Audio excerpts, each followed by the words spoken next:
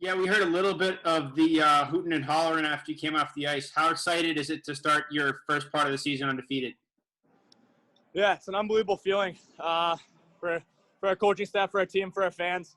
It's our 100th season of Gopher hockey, so there's a lot more to it than just the guys in the locker room. Our alumni, like I said, our fans, everyone watching, tuning in, and our training staff, everyone at home. So it's a tremendous outcome. Our first 8 games there, and we just got to keep it clicking through Christmas break here. Next up, let's go to Randy Johnson. Hi, Scott. Congratulations. How important was it for you guys to get the shutout for Jack and also to get it for him in Michigan?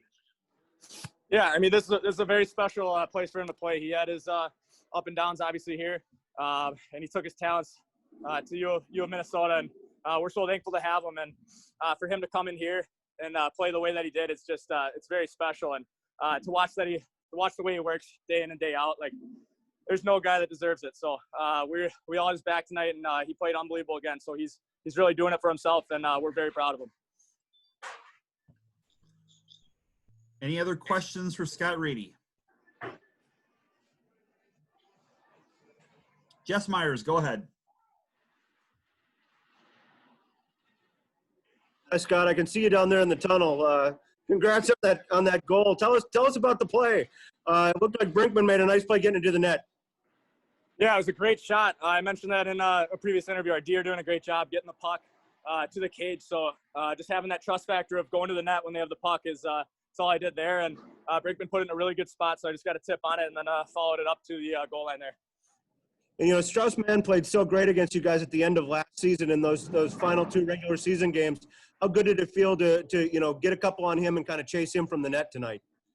Yeah, he plays a tough game in net, so any night we get a couple past him is a good night. So we were rolling on him, and yeah, fortunately we put it in on today.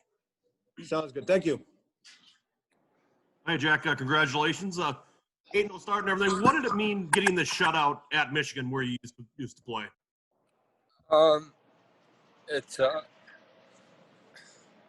It meant a lot to me.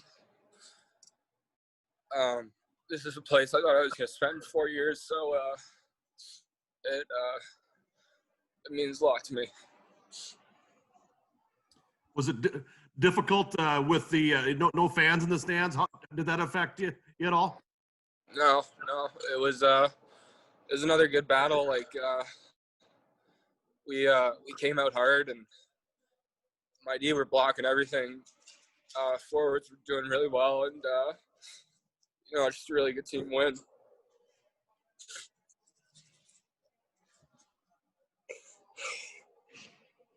Let's go to Greg Cameron with College Hockey News.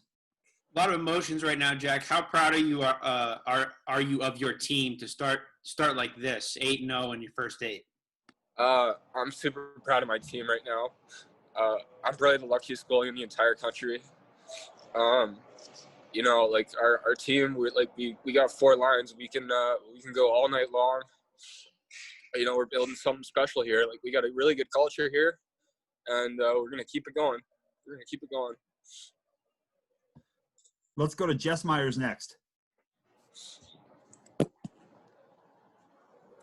Jack, obviously not many turnovers tonight, but there was that rush that Morgan had in the first period, kind of got you into the game right away. How much better have you liked these first periods where you've seen a few more shots and kind of gotten into the game a little quicker?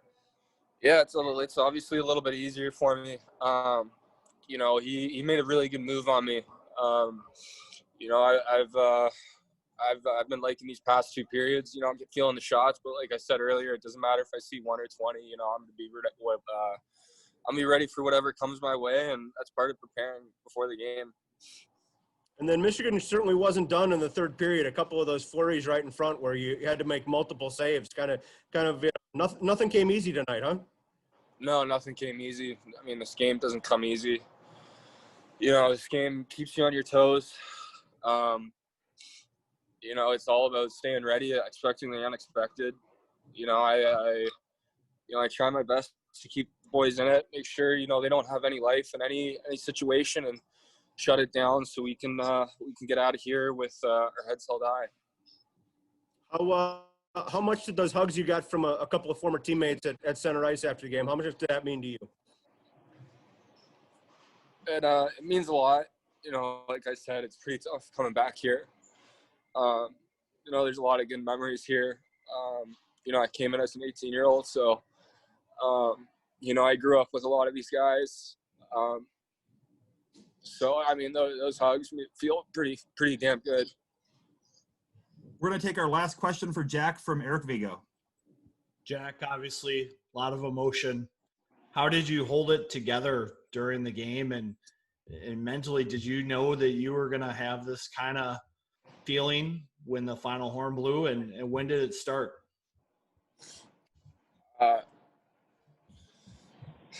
It's just been a long 4 years. That's all I can tell you. Pretty long 4 years in college. And, you know, there was nights where I don't think I ever thought I'd be at this position again. And I'm pretty grateful for that. That's it. With that, we're going to let Jack go. Jack, again, congratulations. Have a nice trip back to Minnesota. We're very proud of you. Thank All you, right, Jack. thanks, George. Hello. Do we have you, Coach? Perfect. You do. Coach, congrats on another win, another sweep, a successful first half. We will start out with an opening statement from you. Well, how you know, there's a lot to say about tonight, but we get to the 4-0 lead, and then our goaltender's our best player for the rest of the game tonight. You know, I didn't like how loose we got, but my goodness, was LaFontaine on top of it tonight. He comes back to Michigan, and he put on quite a show tonight. Because that game easily could not have been 4-0 without the goaltending we got from Jack. So 2 power play goals, nice script, got a lead, killed off our penalty or 2. Very good game for us. We're going to go first to Greg Cameron with College Hockey News. Coach, Jack just did pressers, and he was pretty emotional after the game. Could you tell what this series and what the start you guys are on meant to him? Well, I know we just were all hugging it out, and it is an awful emotional moment for him. You know, Jack, you know, he really liked it when he was here. And it was like a life decision. He didn't leave here because he didn't like it. He'll be a guy that when, you know, later in life, he'll have a very fond memory of 2 schools that he went to. But, you know, he's an all-heart guy. And for him to come back here and get a shutout, which, you know, it could be the last time he ever plays in this building, he's pretty emotional right now. I believe we have a question from Jim Rich. Hi, Coach. How are you? I'm very good, Jim. How are you? Good. Can I ask a favor of you to hold the phone so we can see you for TV purposes? All right. Awesome. All right. Here's my one TV question for you. What about this stretch has impressed you the most out of this group to come out of here 8-0? I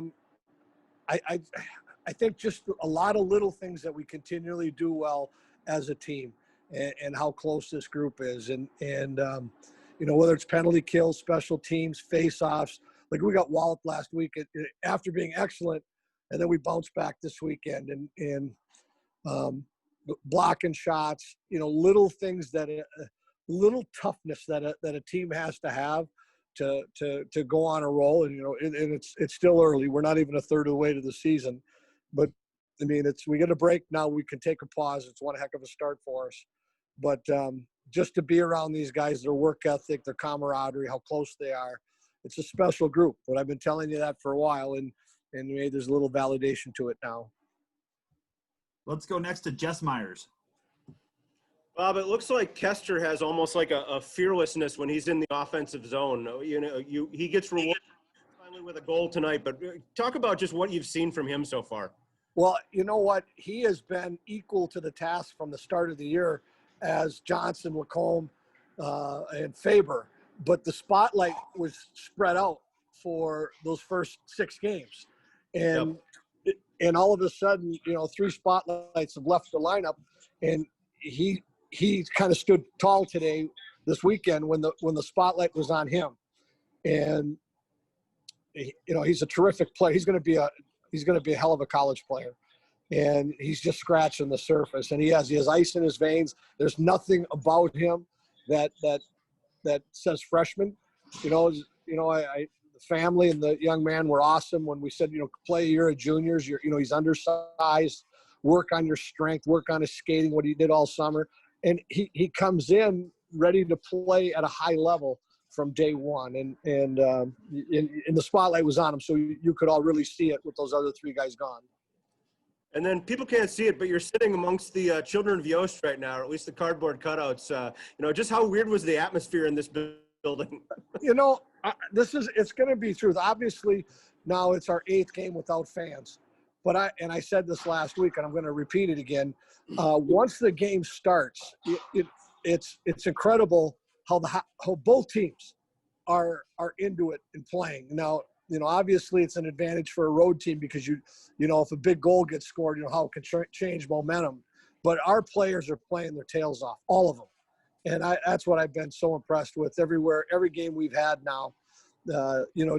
It's kind of, you can hear everybody talking now. You can hear the communication on the ice. You can hear the communication from the other bench, and they're into it. It's, people that are watching this on TV are watching great hockey. And I'm sure this is the same all over the country. These guys want to play, and they're laying it on the line. Thanks, Bob. I believe we have a question from Greg Cameron. Yeah, Coach, what's the plan for the holidays? Will you be sending guys home? Will they be staying in St. Paul or Minneapolis, rather? We don't have any idea. That they have not released our second half schedule yet. So you can best be assured that there are some coaches that are sending texts and emails asking why we don't have this. And I'm being told it could come yet this week. You're sure hoping, because you can't make any plans until you know when you have to be back.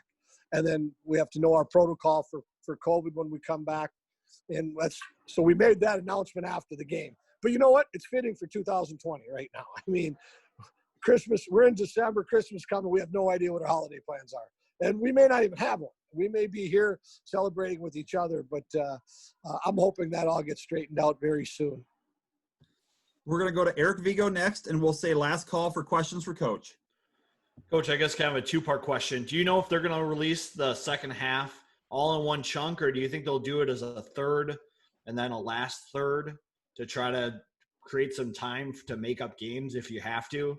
And then the other question was, you got a couple of goals from your big guys in front of the net, something that you haven't seen a lot of over the last couple of years with this program.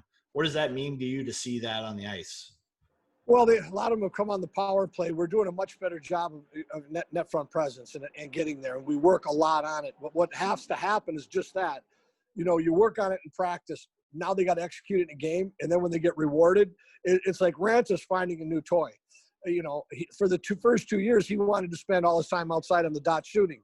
Well, now he's getting points right where he told him he has to be. And he's just got to smile. Like, he just wants to go there now.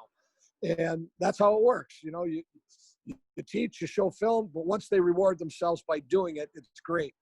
And as for the schedule, I can't answer it. I really don't know. I'm at a loss. With that, seeing no more questions for Coach, we're going to turn you loose. Congratulations again, and have a safe trip home. All right. Thanks, everybody. Thanks, Coach. Thanks, media members. We'll talk to you soon. Thank you.